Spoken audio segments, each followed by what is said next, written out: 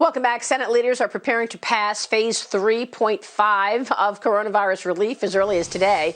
The $470 billion additional package would include $310 billion for the Paycheck Protection Program, $60 billion in disaster loans, $70 billion for hospitals, and $25 billion additional for testing. However, banks are warning that that is not going to be enough for the PPP to even last a week. Dagan McDowell, we know that the money has already run dry from the first $350 billion tranche. What are the odds of this getting done this week? Number of senators yesterday, Sunday rather, told me that they're ready to vote yes today. It will get done this week. The Democrats should have voted for what Mitch McConnell put in front of them. It was roughly 25 lines in a refresh to refund this program. That was almost 2 weeks ago. That was a week before the money ran out. And the Democrats, playing politics, didn't move. And here we are. And businesses are struggling. All the small businesses who I talk to in New York and beyond, they're thinking about how am I even going to survive the next few weeks. I've got 51 years of pent-up rage as the child of two small business owners.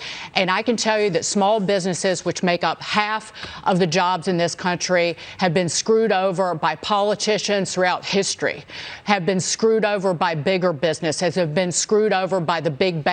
And this is a testament to how small business owners have been treated literally for decades, because these loans, and I've been very loud and very upset about this, but a lot of these loans went to larger businesses, that the smaller businesses were overlooked. In fact, JP Morgan Chase issued $115 million in forgivable loans to at least 24 publicly traded companies. This is according to research done by the Wall Street Journal. $20 million in loans to 2 units of Ruth's Chris. You're only supposed to get $10 million in loans from this program, but somehow Ruth's Chris got $20 million. Potbelly got a $10 million loan. These are companies, Shake Shack's given the money back, but these are companies that have other avenues of funding. In fact, JP Morgan had committed loans in the tens of millions to both Ruth's Chris and Potbelly separate from this in the weeks prior to this program being launched. And I'll also just add this. 4% of the applications of these loans in the PPP, the initial $350 billion, 4% were for more than $1 million, but nearly 45% were of the approved dollars under the program. 4% of applications represented 45% of the actual dollar amount, which suggests that larger companies received a disproportionate share of the aid, and that is on the banks. Praise for the community banks for getting money out to those small businesses. But this is shameful from start to finish, and they all better work to fix it, and that includes JP Morgan.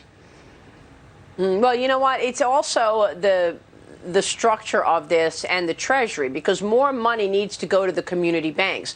John Helsenrath, that's where Main Street banks, the community banks. You're talking about the nail salon, the yoga studio. They're banking with the community banks. Those are the banks that need the money. And many people told me that there needs to be a shift in the structure of this plan where more money goes to community banks. And, of course, the rigidness of the rules have to be loosened up as well. That means 75% going out the window to employees, only 25% for other expenses, and the 8-week period, which both of these issues I've mentioned a lot. This 8-week period makes no sense, that the clock is ticking as soon as you get the money, even though they're in a shutdown. They have no business coming in. Maria, I think those are both really important points. On the banks, you know, my colleague Ruth Simon did an analysis that found that whether you got money depended mostly in this first wave on who your banker was and whether your banker had the skills and technical competence to get the money out. So it wasn't based on need, you know, and in many cases, as Dagan said, it was, you know, the bankers were getting the money to their biggest, most important clients. So there were a lot of inefficiencies in that process.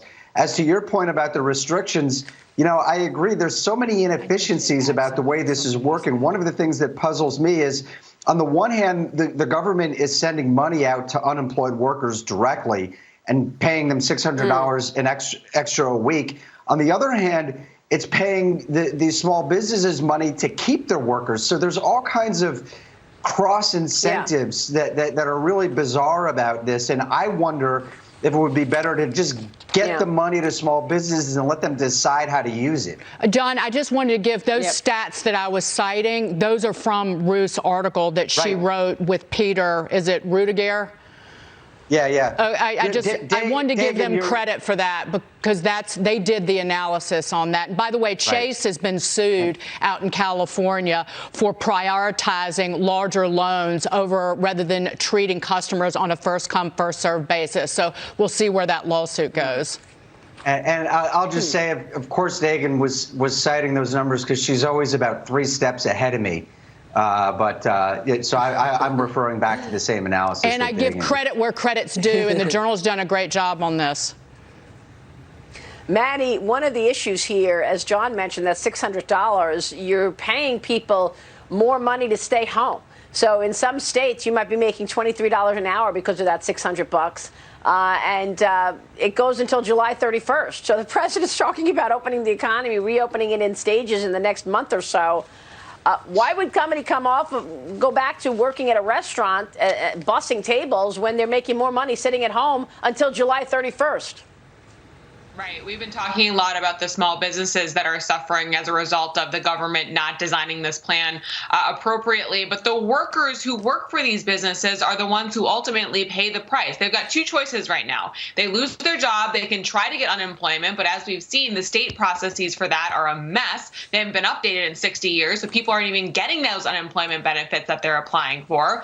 Or they can stay connected to their business because of these PPP loans. That's why it's so crucial that those PPP loans stay funded by Congress. The fact that Democrats have spent 2 weeks dithering on this is absolutely unacceptable, and it's allowing small businesses to crater when instead they could stay open, they could keep their workers on payroll, and those workers could keep their benefits throughout the course of this uncertainty, which is so essential for those people to not have that disruption in their lives as we work to get the economy back online.